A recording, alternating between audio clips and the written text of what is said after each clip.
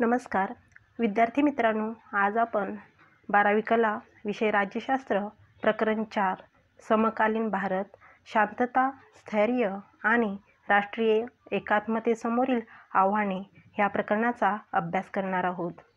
विद्यार्थी मित्रांनो, लोकशाही समाजरचनेमध्ये वैचारिक विविधता असते. ही विविधता सामाजिक, आर्थिक, राजकीय आणि सांस्कृतिक वैविध्यामुळे येते. जात, धर्म, गरिबी, निरक्षरता, लोकसंख्येचा दबाव आणि भाषिक आणि जैविक विविधता यामुळे भारताची स्थिती गुंतागुंतीची झाली आहे. शेतकरी असंतोष, कामगार आणि विद्यार्थी आंदोलन, जातीय दंगली, जातीय हिंसाचार हे भारताने अनेकदा अनुभवले आहे. देशाच्या म्हणजेच राज्याच्या प्रगतीसाठी शांतता आणि स्थैर्य यांची आवश्यकता असते. त्यासाठी कायदा व सुव्यवस्था राखणे हे राज्याचे प्रथम कर्तव्य आहे. म्हणजेच राष्ट्रात एकी, शांतता व स्थैर्य राखणे ही राज्याची प्राथमिक जबाबदारी आहे. समाजात अनेक गट असतात, परंतु सर्व गटांमध्ये सामंजस्य राखण्यासाठी राज्याने पुढाकार घ्यावा अशी अपेक्षा असते. राष्ट्र उभारणीची आणि राष्ट्रीय एकात्मता निर्माण करण्याची ही प्रक्रिया आहे. विद्यार्थी मित्रांनो, इयत्ता 11वीमध्ये आपण राष्ट्र म्हणजे काय, तसेच राष्ट्रवाद, राज्य म्हणजे काय ह्या संकल्पना अभ्यासल्या आहेत. त्यातील काही घटक आपण पुन्हा बघूया. राष्ट्र म्हणजे काय? समान भाषा, समान विचार, समान धर्म असलेले लोक एकत्र येऊन त्यांच्यात एकीची भावना निर्माण होते, त्याला राष्ट्र म्हणतात. राष्ट्रवाद म्हणजे काय? राष्ट्रामध्ये आपण एक आहोत एवढी एकच भावना पुरेशी असते. त्यासाठी समान भाषा, समान धर्म हे घटक पुरेसे असतात. मात्र राष्ट्रवादामध्ये आपण एक आहोत एवढी भावना पुरेशी नसते, तर आपण इतरांपेक्षा वेगळे आहोत अशी जाणीव व्यक्त व्हावी लागते. आपल्या राष्ट्रावरचे आत्यंतिक प्रेम म्हणजे राष्ट्रवाद होय. उदाहरण, ब्रिटिश राजवटीत भारतीयांमध्ये अशी भावना जागृत झाली होती. राज्य म्हणजे काय? राज्य हा लोकांचा असा समुदाय आहे की जो विशिष्ट भूप्रदेशात कमी अधिक प्रमाणात वस्ती करतो, जो बाह्य नियंत्रणापासून पूर्ण मुक्त असतो, ज्यांच्याजवळ सुसंघटित शासन असते आणि ज्यांच्या आज्ञेचे पालन लोकांकडून होत असते. राष्ट्राचे राज्यात रूपांतर कधी होते तर राज्य म्हणून घेण्यासाठी सार्वभौमत्व, शासनव्यवस्था, भूप्रदेश आणि लोकसंख्या ह्या 4 घटकांची आवश्यकता असते. यामध्ये राज्याची भूमिका कोणती ती स्पष्ट करा असा प्रश्न येऊ शकतो. राज्याची भूमिका खालील मुद्द्यांच्या आधारे स्पष्ट करता येते.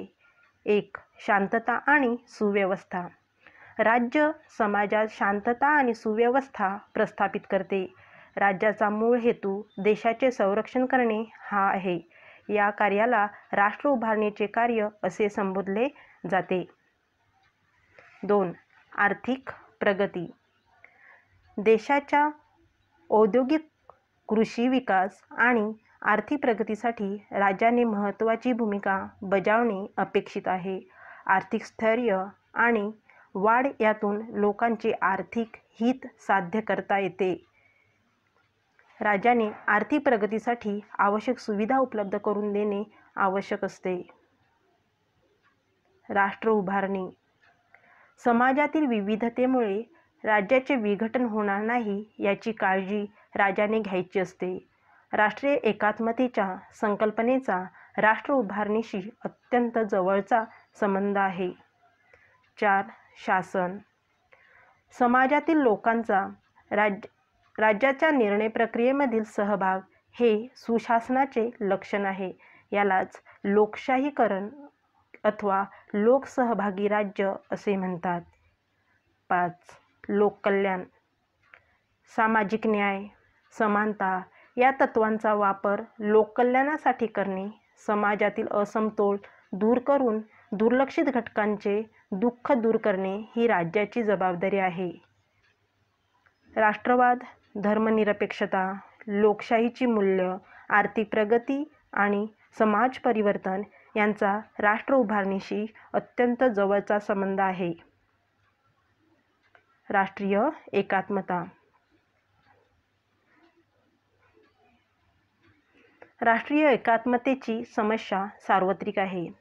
देशाची एकसमान ओळख निर्माण करण्यासाठी समाजातील विविध घटकांमध्ये सुसंवाद साधणे, सलोखा निर्माण करणे महत्त्वाचे असते. ही विविधता सामाजिक, सांस्कृतिक, प्रादेशिक, धार्मिक, वांशिक, भाषिक, आर्थिक स्वरूपाची असू शकते, पण तरीही एक राष्ट्रीय ओळख असणे म्हणजे राष्ट्रवाद होय. अशी ओळख निर्माण होण्यासाठी राष्ट्रवाद राष्ट्रीय एकतेचा पुरस्कार करतो. राष्ट्रीय एकात्मता व्यक्ती किंवा गटाची ओळख पुसून टाकत नाही, तर ती फक्त गटाच्या ओळखीपेक्षा राष्ट्रीय ओळख निर्माण करण्याचा प्रयत्न करते. उदाहरण, जेव्हा आपण म्हणतो की मी भारतीय आहे, तेव्हा ती राष्ट्रीय ओळख असते.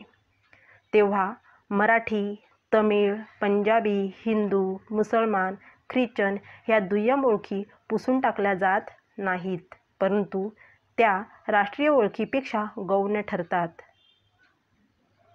अमेरिकेत या सामाजिक राजकीय व्यवस्थेला कोशिंबिरीचा वाडगा असे म्हणतात.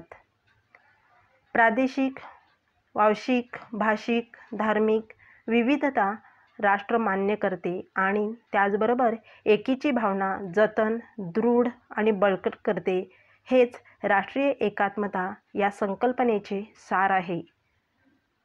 मेल्टिंग पॉट किंवा सलाड बाउल याविषयी आपण माहिती बघूया. Melting pot. अमेरिकी समाजाचे वर्णन करण्यासाठी मेल्टिंग पॉट ही संकल्पना वापरली जात होती. यामागची मूळ कल्पना अशी होती की पूर्ण राष्ट्र हे एका मोठ्या घड्यासारखे आहे. अमेरिकेत प्रवेश करणारी व्यक्ती या मोठ्या घड्यामध्ये येते आणि कालांतराने अमेरिकी व्यवस्था आणि तेथील समाज यांच्याशी एकरूप होते. Melting pot. प्रत्येक व्यक्तीची सांस्कृतिक ओळख इटालियन, फ्रेंच, जर्मन, आशियाई, आफ्रिकन इत्यादी विरघळून जाते आणि एक नवीन अमेरिकी संस्कृती तयार होते. Salad bowl.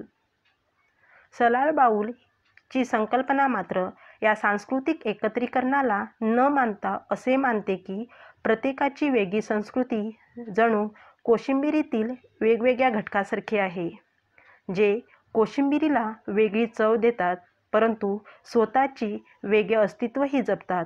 कोशिंबिरीचा वाडगा हे वर्णन या वैविध्यपूर्ण संस्कृतीचे आणि बहुविध समाजाचे आहे. राष्ट्रीय एकात्मतेसंबंधित समान मूल्ये. 1. समान नागरिकत्व. 2. विविधतेतील एकता. 3. राष्ट्राप्रती निष्ठा. 4. भिन्न समुदायांबद्दल बंधुत्वाची भावना. 5. धर्मनिरपेक्षता. 6. सामाजिक, आर्थिक व राजकीय न्याय. आणि 7. समानता. राष्ट्रीय एकात्मता साधण्याच्या प्रक्रियेमध्ये राज्य खालील भूमिका बजावते. 1. सांस्कृतिक व सामाजिकदृष्ट्या भिन्न गटांना एकत्र आणून त्यांची एक राष्ट्रीय ओळख निर्माण करणे. 2. लहान लहान प्रदेश किंवा राजकीय, सामाजिक व सांस्कृतिक गटांवर एक राष्ट्रीय सत्ता प्रस्थापित करणे. 3. राज्य आणि जनता यामध्ये सुसंवाद घडवून आणणे, जेणेकरून लोकांची स्थिती व त्यांच्या इच्छा आकांक्षा जाणून घेता येतील. 4. सामाजिक सुव्यवस्था राखण्यास मदत करतील अशी काही उद्दिष्टे व मूल्ये विकसित करणे.